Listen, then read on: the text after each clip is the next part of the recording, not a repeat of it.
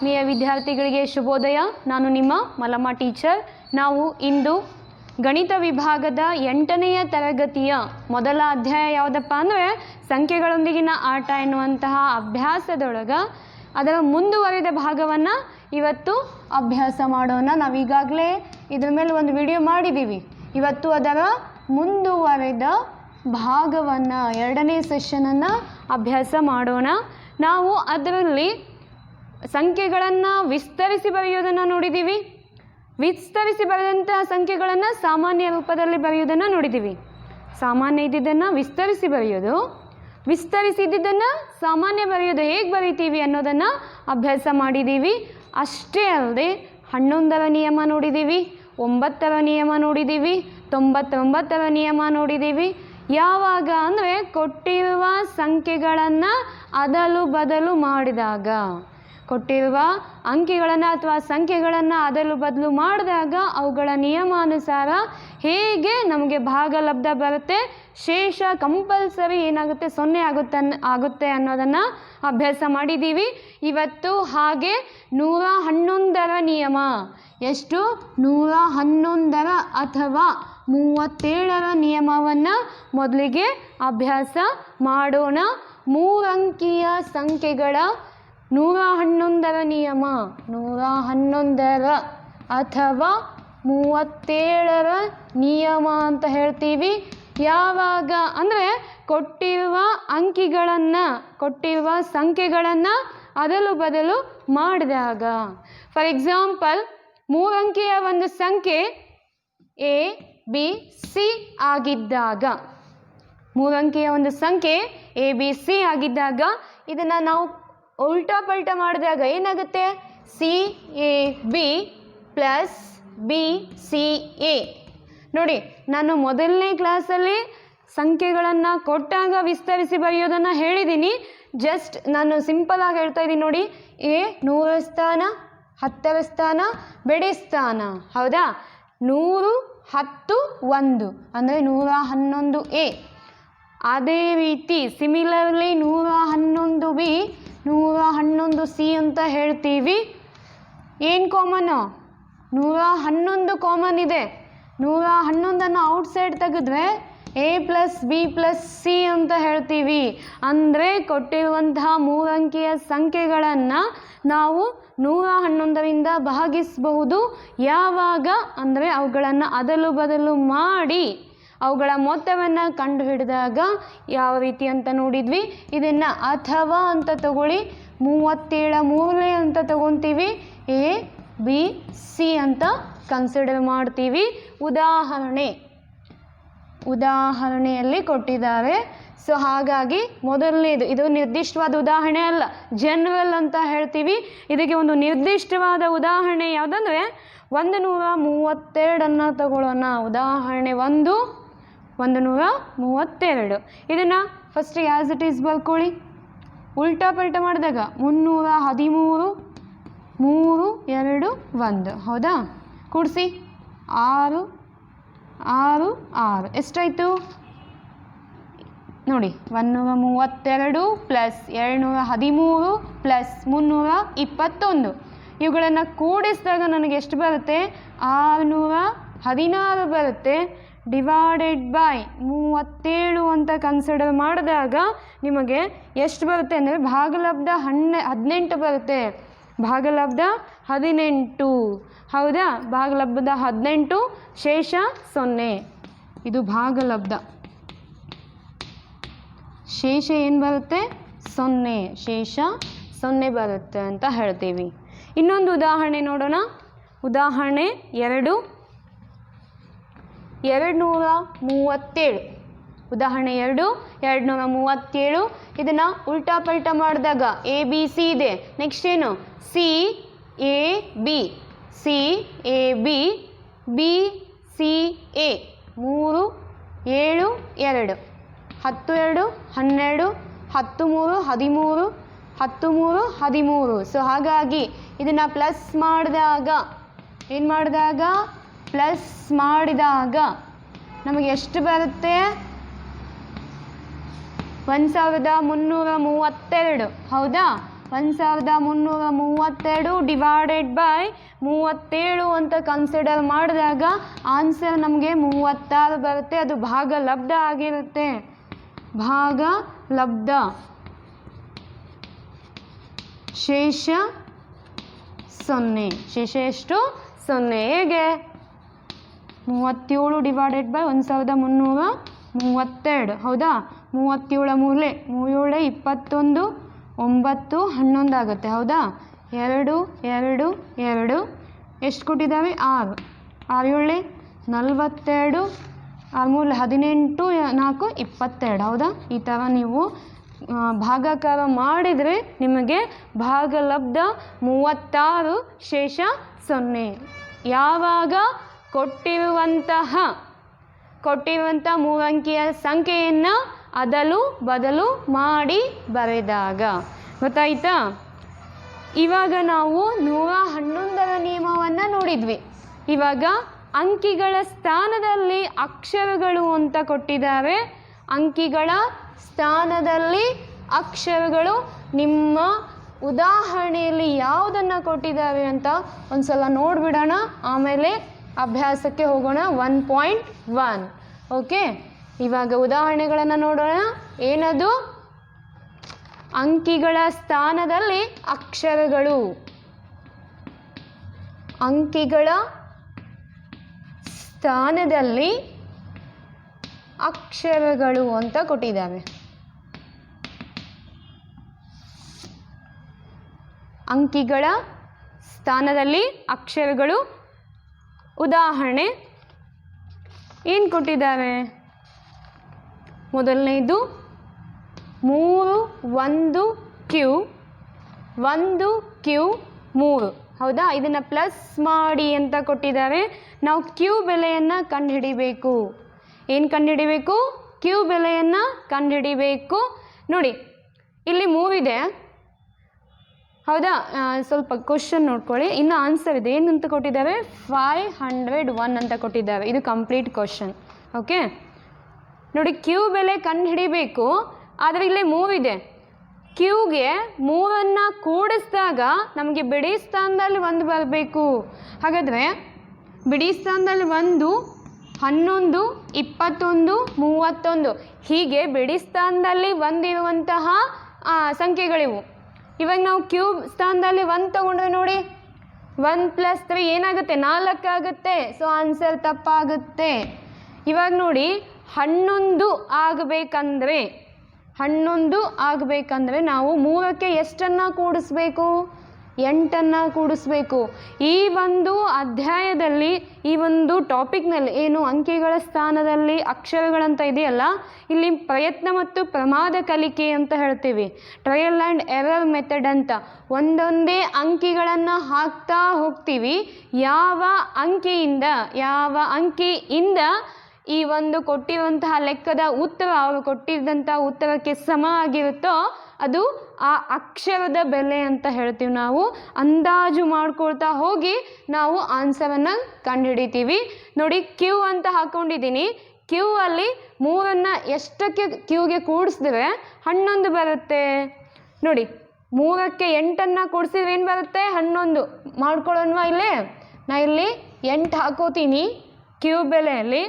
ಮತ್ತು 1 ಇದೆ ಮತ್ತು ಇಲ್ಲಿ ಕೊಟ್ಟಿದ್ದಾವೆ. ಇಲ್ಲೇನು ತೊಗೊಳ್ತೀನೋ ಇಲ್ಲೋ ನಾನು ಅದನ್ನೇ ತಗೊಳ್ಬೇಕು.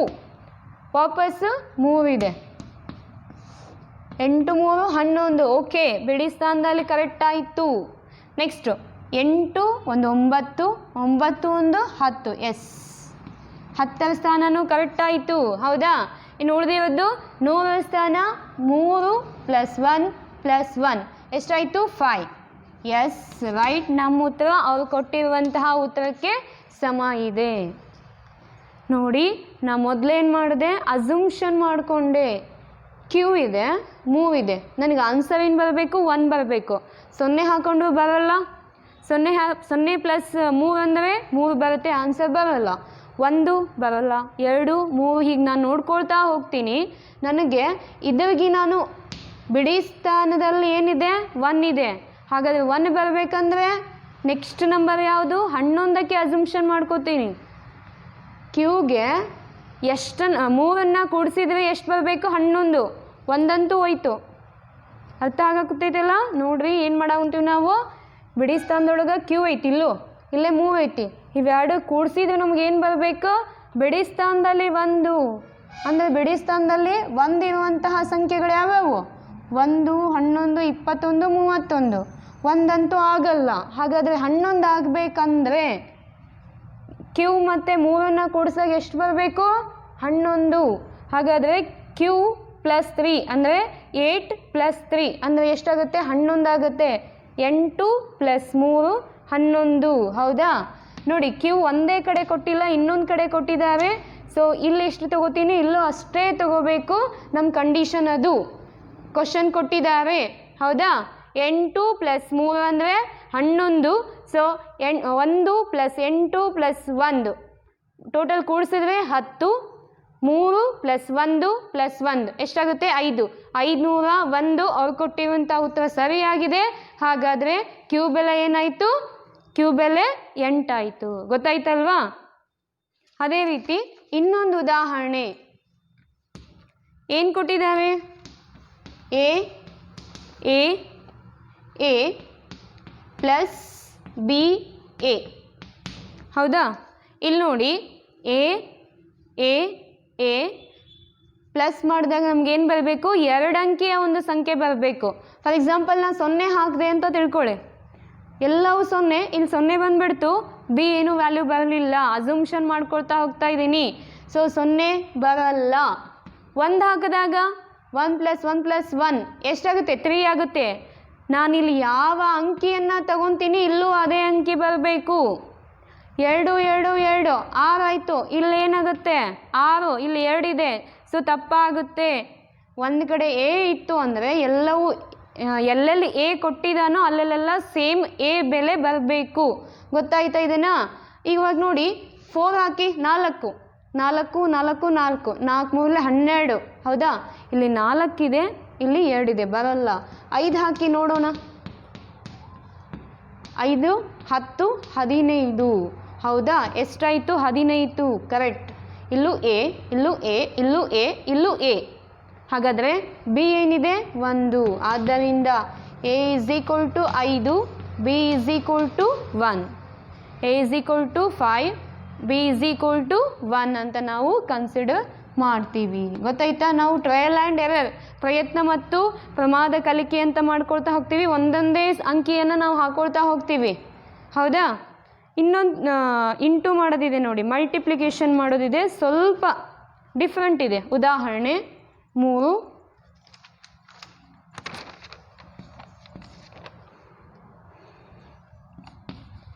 B A B 3 divided by 5 7 a 5 7 a. ಇವಾಗೂ ಎ ಬೆಲೆ 1 2 3 ಹಾಕೊಳ್ತಾ ಹೋಗ್ತೀವಿ. ಹೌದಾ? So A is equal to 5, B is equal to 2 ಅಂತ ತಗೊಳ್ಳಿ. 25 23 5 115. 23 7 ಎಷ್ಟು?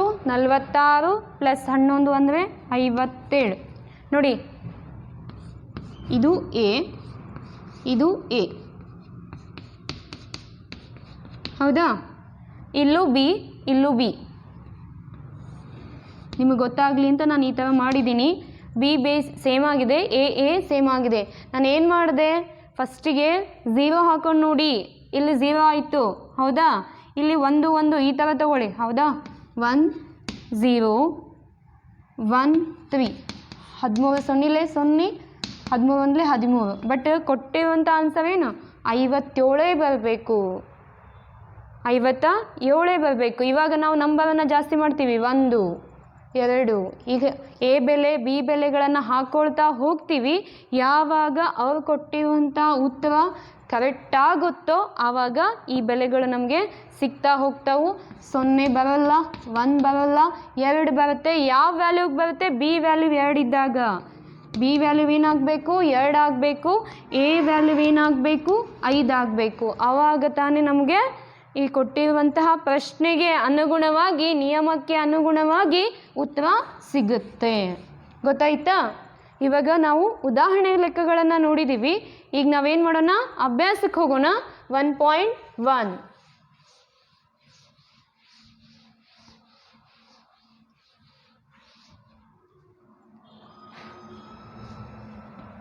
ಅಭ್ಯಾಸ 1.1 ಮೊದಲನೇ ಮೇನು ಏನು ಹೇಳ್ತಾ ಇದ್ದಾರೆ, ಅದೇ ನಾವೇನು ಮಾಡಿದ್ದೀವಿ, ಅಕ್ಷರಗಳನ್ನು ಕೊಟ್ಟಿದ್ದೀವಿ ನಿಮಗೆ. ಅಕ್ಷರಗಳ ಬೆಲೆಯನ್ನು ಕಂಡು ಹಿಡಿದುಕೊಡ್ರಿ ಅಂತ ಹೇಳಿದ್ದಾರೆ. ಅಕ್ಷರಗಳನ್ನು ಕಂಡು ಹಿಡಿದುಕೊಡಿ. ಹೌದಾ, ಅಕ್ಷರಗಳ ಬೆಲೆ ಕಂಡು ಹಿಡಿಯಿರಿ.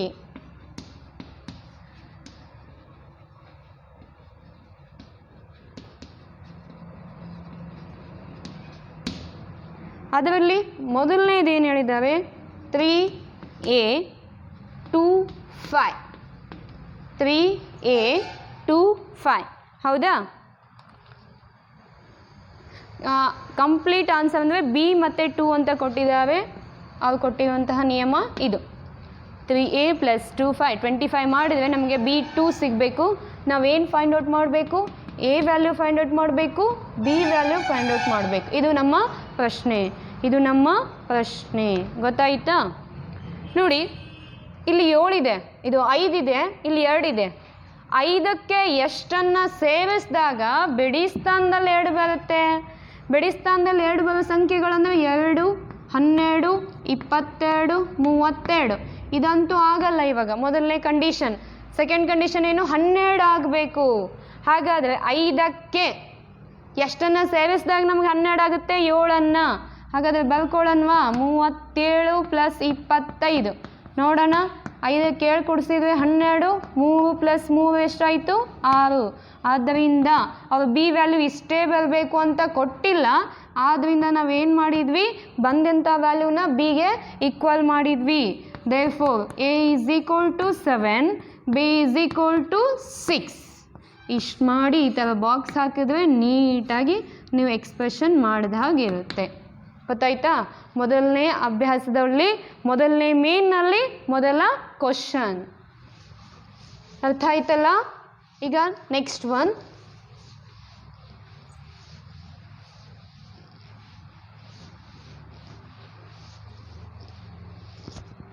ಏನು ಹೇಳ್ತಾವೆ ನೋಡಿ, ಸೆಕೆಂಡ್ ಒನ್ ಏನಿದೆ, ಇಲ್ಲಿ ಸ್ವಲ್ಪ ಚೇಂಜ್ ಇದೆ. ಸೆಕೆಂಡ್ ಒನ್ 4a + 98 = CB3 ಅಂತ ಕೊಟ್ಟಿದ್ದಾರೆ. CB3 ಅಂತ ಕೊಟ್ಟಿದ್ದಾರೆ. ಹೌದಾ? ಏನೇನು ಕಂಡುಹಿಡಿಬೇಕು, a value, b value, c. ಏನೇನು ಕಂಡುಹಿಡಿಬೇಕು, a = question mark, b = question mark, c question mark. ಹೌದಾ? ನೋಡಿ, ಬಿಡಿ ಸ್ಥಾನದಲ್ಲಿ 3 ಇದೆ. 8ಕ್ಕೆ ಎಷ್ಟು ಕೊಡಿಸಿದ್ರೆ 3 ಆಗಲ್ಲ, ಹೌದ್ವಲ್ಲ? ಬಿಡಿ ಸ್ಥಾನದಲ್ಲಿ 3 ಅಂದರೆ ಮೊದಲ ಅಂಕಿ 3, ಎರಡನೇದು 13, 23. ಮೊದಲನೇ ಕಂಡೀಷನ್ ಬರಲ್ಲ, 13ಕ್ಕೆ ಹೋಗ್ತೀವಿ. 8ಕ್ಕೆ ಎಷ್ಟನ್ನ ಕೂಡಿಸಿದ್ರೆ ನಮಗೆ 13 ಸಿಗುತ್ತೆ. ಹಾಗಾದರೆ 5. ಹೌದಾ?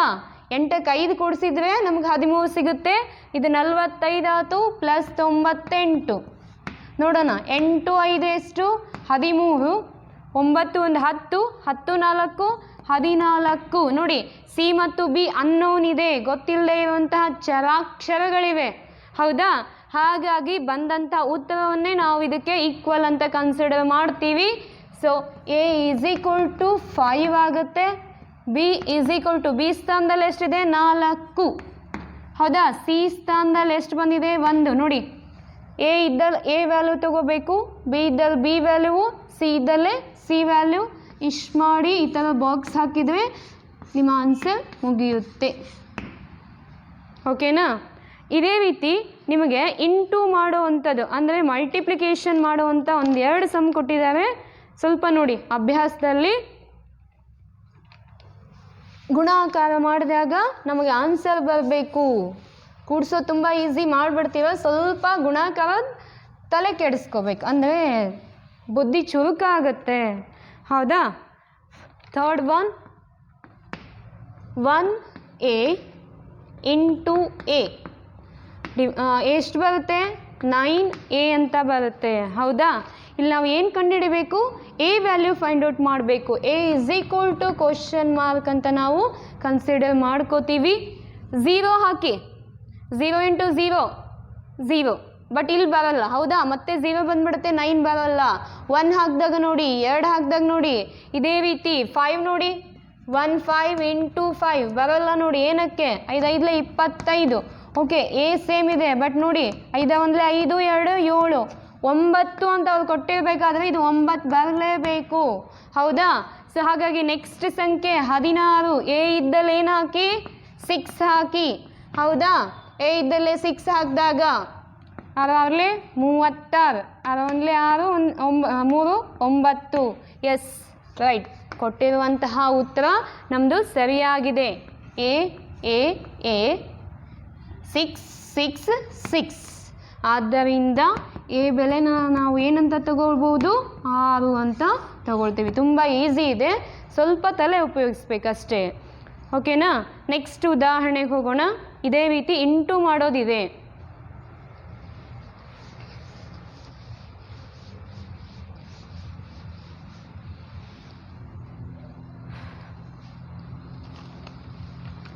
ನೆಕ್ಸ್ಟ್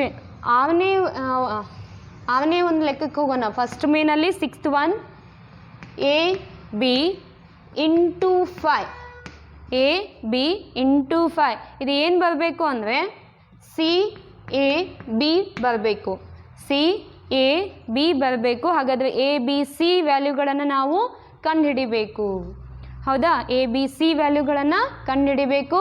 ನೋಡಿ ಇಲ್ಲಿ 5 ಹಾಕಿದಾಗೂ 5 ಬರುತ್ತೆ ನಮಗೆ ಹೌದಾ. ಫಸ್ಟ್ 0 ಹಾಕಿ ನೋಡೋಣ. ಫಸ್ಟ್ ಏನು 0 ಇಂಟು 5 ಹೌದಾ. ಇಲ್ಲೇನು ನೋಡೋಣ 5, ಅಂದರೆ ಇಲ್ಲಿ ಸೇಮ್ ಬರಬೇಕು ಹೌದಾ. ಇಲ್ಲಿ 5 ತೊಗೊಂಡ್ರೆ 5 ಸೇಮ್ ಬರುತ್ತೆ. 5 0 0, ಸೊ ಬಿ ಸೇಮ್ ಆಯಿತು. 5 5 25 ಹೌದಾ. ಈ ಥರ ಮಾಡಿದಾಗ ನಮ್ಗೆ ಈಸಿಯಾಗಿ ಆನ್ಸರ್ ಸಿಗುತ್ತೆ. ಇಲ್ಲಪ್ಪ ನಾನು 1 ಹಾಕೊಳ್ತೀನಿ ಫಸ್ಟು.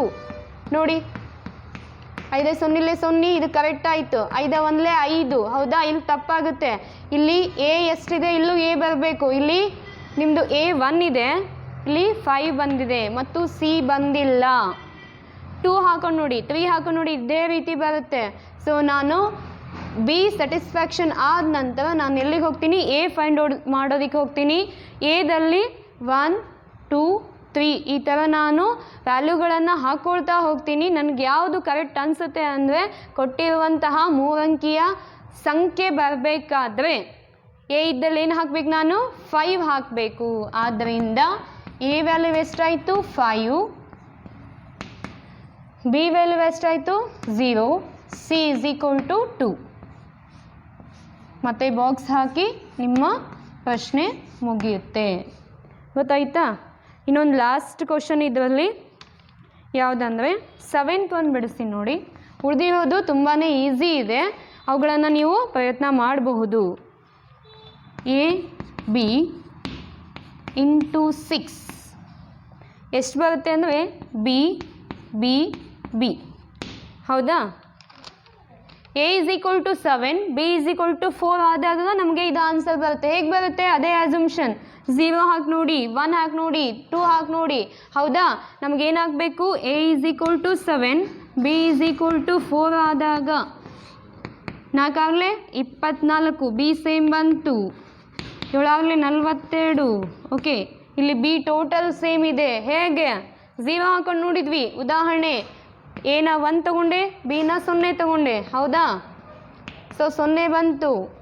6 0s 0 ಬಂತು. 6 1s 6 ನೋಡಿ. ಇಲ್ಲಿ ಎ ವ್ಯಾಲ್ಯೂ ಓಕೆ, ಯಾವ್ದು ಬಂದು ನಡೆಯುತ್ತೆ, ಬಟ್ ಇಲ್ಲಿ ಬಿ ಬಂದಿಲ್ಲ. ಏನಾಗಿಲ್ಲ, ಬಿ ಬಂದಿಲ್ಲ. ಅದೇ ಥರ 2 ಮತ್ತು 1 ಹಾಕೊಳ್ಳಿ. ಹಾಂ, 6 1 6, 6 12 ನೋಡಿ, ತುಂಬಾ ಚೇಂಜಸ್ ಬಂತು. ಎ ವ್ಯಾಲ್ಯೂ ಬಿ ವ್ಯಾಲ್ಯೂ ಗೊತ್ತಿಲ್ಲ, ಕಂಡು ಹಿಡಿಯೋಕ್ಕೆ ಆಗಿಲ್ಲ. ಯಾವಾಗ ಅಂದರೆ 0 ಹಾಕಿದಾಗ, 1 ಹಾಕಿದಾಗ, 2 ಹಾಕಿದಾಗ.